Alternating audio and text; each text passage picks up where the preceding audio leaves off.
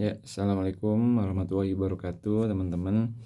Dalam kesempatan kali ini, insya Allah saya akan sharing ya berkenaan dengan bagaimana konsep rezeki. Nah, ini menarik sekali karena banyak orang yang mungkin selama ini masih meragukan tentang eh, ketersediaan rezeki di muka bumi yang alam semesta Allah Tuhan sudah menyediakan begitu komplit begitu ya, yang akhirnya itu bisa kita jadikan sebagai motivasi untuk bagaimana kita memperoleh rezeki dengan jalan yang baik tentunya. Nah, ini saya akan coba share dari beberapa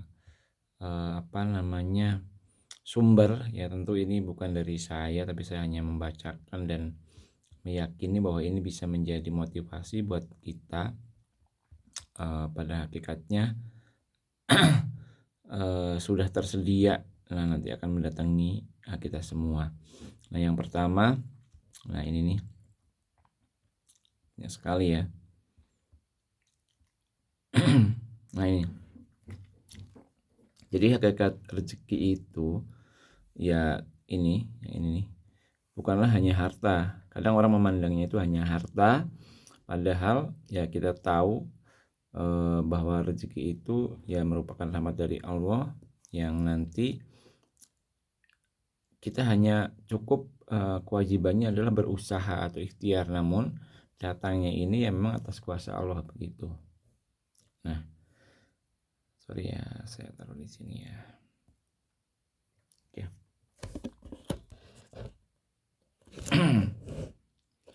Nah, dari sumber datangnya rezeki ini diantaranya adalah ya rezeki yang memang sudah terjamin begitu ya, sudah terjamin. Ini artinya eh, tidak ada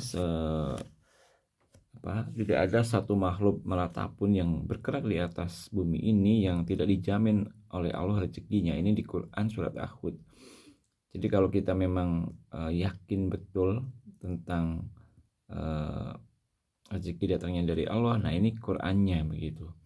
Nah, di poin pertama ini mengilustrasikan kepada kita bahwa ya seharusnya kita tidak perlu khawatir gitu ya tentang datangnya rezeki kepada kita.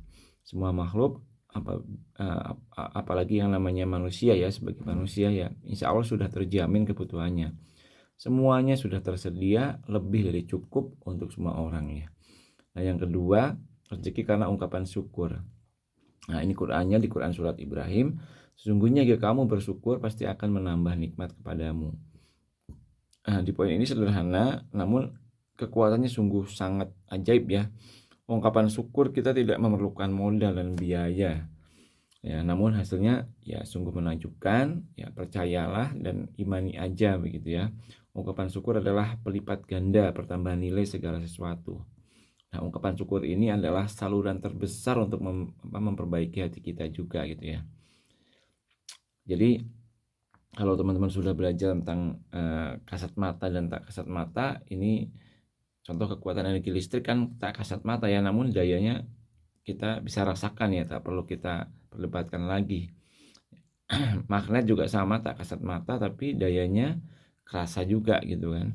Nah, kekuatan ungkapan syukur ini juga tak kasat mata tapi dayanya ya insya Allah yang akan kita terima. Barang orang yang bersyukur itu akan ditambah nikmatnya gitu ya, tinggal diimani, tinggal dieksekusi aja. Nah, yang ketiga itu rezeki karena memohon ampunan ya. Nah, ini di Quran surat Nuh 10 sampai 11 Allah berfirman, memohon ampunlah kepada Tuhanmu, sesungguhnya Dia adalah Maha Pengampun.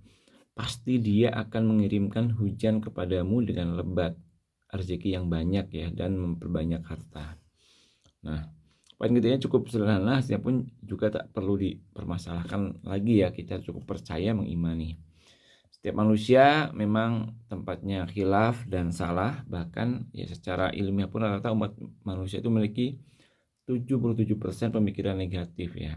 Secara matematis kalau negatifnya kita berkurang, hasil nilai dari hasil substitusi akan cenderung menghasilkan nilai positif, atau nilai positif lebih dominan daripada nilai negatif. karena nilai negatifnya banyak yang sudah tercancel, termaafkan. Nah, ini mohon ampun gitu ya. Nah, semakin banyak memohon ampun, semakin besar peluang nilai positif yang lebih dominan di dalam kehidupan kita. Jadi tidak perlu dilakukan lagi ungkapan memohon ampun pada Tuhan kita, pada Allah adalah keharusan yang kita rutin di harian kita. Makanya seorang mukmin muslim kalau sholat dia istighfar kan ya, ada zikirnya, misalnya sehari itu 5 kali 33 gitu, berarti hampir berapa, 150 lebih begitu ya, minimal memohon ampun itu. Nah yang keempat, yang ini rezeki karena menikah, ini juga menarik ya. Di Qur'annya juga ada, di Quran surat An-Nur 32, dan nikahkanlah orang-orang yang masih membujang di antara kamu dan juga orang-orang yang layak dari hamba sahayamu, baik laki-laki dan perempuan. Jika mereka miskin, maka Allah akan memberikan kecukupan kepada mereka dengan kurnia-Nya ya. Ini kehidupan orang yang sendiri memang ya secara harfiah memiliki rezeki. Satu saluran tapi ya. Dan ketika orang itu menambah satu lagi di dalam kehidupannya, ya secara harfiahnya semesta atau Tuhan kita ya tentunya akan menambahkan minimal 2 saluran rezeki seperti itu. Kelima, ini rezeki karena anak. Nah, dan janganlah kamu membunuh anak-anakmu karena takut miskin. Kamilah yang akan menanggung rezeki mereka dan juga rezeki bagimu. Nah, ini Quran surat Al-Isra 31. Ini Allah sudah memberikan jaminan begitu.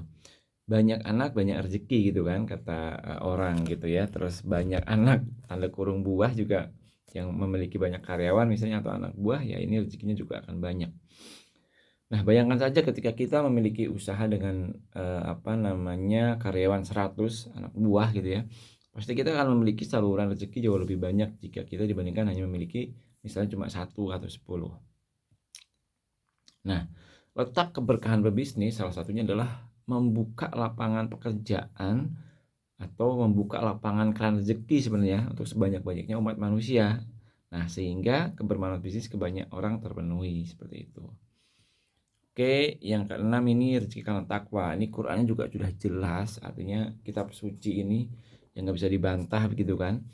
Barang siapa yang bertakwa kepada Allah, niscaya dia akan menjadikan baginya jalan keluar dan memberinya rezeki dari arah yang tidak disangka-sangka. Ini keren sekali ya. Nah, memang alam ini, semesta ini banyak sekali hukum alamnya atau peraturan semestanya gitu ya, atau kita kenal sunatullah ya. Dan ketika kita mengikuti aturan-aturan hukum alam yang ada, nah ini sudah bisa dipastikan kita akan selamat dan sumber rezeki akan mengalir seperti yang seharusnya mengalir begitu. Mental block atau pemikiran negatif lah yang sesungguhnya menjadi penghalang utama sumber energi atau rezeki tersumbat ya. Nah, sesungguhnya ya di Islam, bagi yang mempercayai Islam ya, hukum alam atau sunatullah ini sudah diberlakukan di negeri ini gitu ya, dan di dunia sejak kita sebelum lahir. Baik, yang ketujuh ini rezeki karena usaha atau hasil karya ya. Di Quran surat An-Najm 39, tidaklah manusia mendapatkan apa-apa kecuali apa yang dikerjakan gitu. Oke, kita semua sudah diberikan kesempatan dalam sehari-hari itu waktu 24 jam. Kita memiliki kesempatan yang sama untuk berkarya, untuk bekerja, berupaya. Hari ini adalah hasil dari masa lalu kita berusaha dan masa depan kita bisa kita tentukan di hari ini, bukan besok-besok ya. Nah, seperti halnya konsep misalnya ada multi level mungkin ya, atau sesungguhnya tugas kita hanya mengumpulkan poinnya kalau di sana misalnya kebaikan sebanyak mungkin. Semakin banyak poin yang kita kumpulkan, maka akan semakin banyak hasil yang kita tuai kayak gitu. Nah, ada 2 bagian besar jenis upaya, yaitu jasa dan barang. Nah, apabila kita bekerja, kita pekerja karyawan misalnya, ya berkaryalah sebaik mungkin.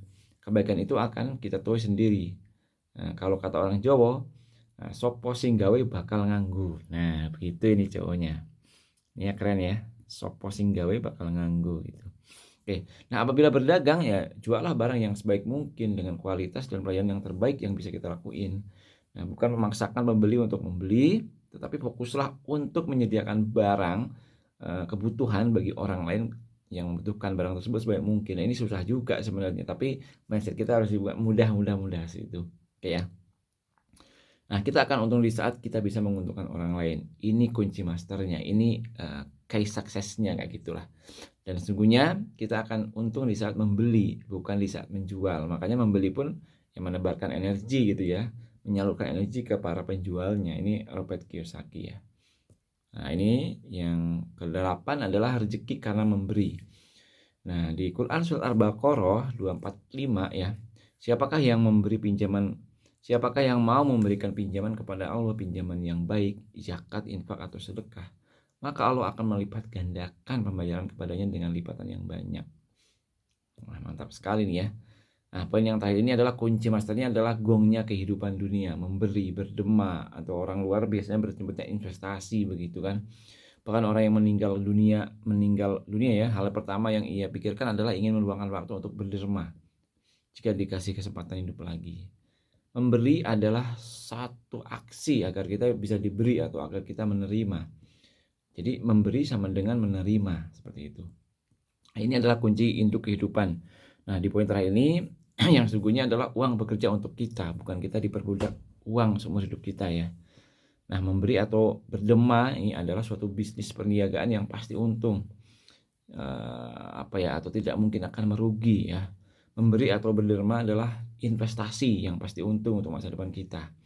Memberi atau berderma adalah suatu asuransi all risk. Nah, jaminan gitu ya. Bahkan bala pun malapetaka itu akan menyingkir gitu ya dari perjalanan kehidupan kita, dan masih banyak banget manfaat dari aksi memberi ini.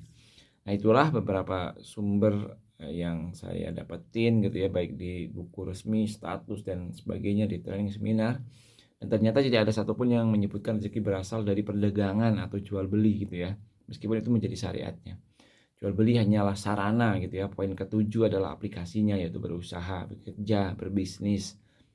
Semoga Allah memberikan keberkahan buat kita semua, amin. Semoga bermanfaat dan rezeki kita semakin berlimpah.